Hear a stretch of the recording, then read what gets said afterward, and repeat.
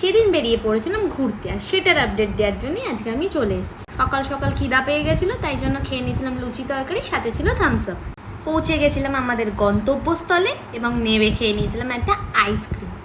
তারপর যার বাড়িতে যাচ্ছিলাম তার জন্য মিষ্টি কিনতে হবে, এবং মিষ্টি কিনতে গিয়ে পেয়ে গেছিলাম আমি আমার ফেভারিট মিষ্টি, যেটা আমাকে খেতেই হতো, নইলে আমার দিনটাই ভালো যেত না। আর এই সেই মহিলা যার সাথে বেরিয়ে পড়েছিলাম আজকে আমি ঘুরতে, তার মাসির বাড়ি। কেন জানো? আম আনতে গেছিলাম, আমাকে দিয়ে 30 কিলো আম বওয়ানো করি। ফুলটা কি সুন্দর না? তারপর আশপাশটা একটু ঘোরাঘুরি করে খেয়ে নিয়েছিলাম একটু কুরকুরে। তারপর কি, ওই যে আম আনতে গেছিলাম, আম তো নিজেকেই পারতে হবে, আমের সাইজগুলো দেখেছো? তারপর ওস্তাদি মেরে নিজেই চলে গেছিলাম আম পাড়তে। অনেকগুলো আম পাড়ার পরে আমি খুবই ক্লান্ত হয়ে গেছিলাম, আমার প্রচণ্ড জোরে খিদে পেয়ে গেছিলো। তারপর ওকে বললাম যে তুই তাড়াতাড়ি চল, অনেক আম পেড়েছি, এবার আমাকে কিছু খেতেই হবে। তারপর তাড়াতাড়ি ঘরে গিয়ে খেয়ে নিয়েছিলাম ভাত, পটল ভাজা, মাছের মাথার ডাল আর চিকেন। এবার খাওয়া দাওয়া করে আমি চললাম আমার বাড়ির পথে।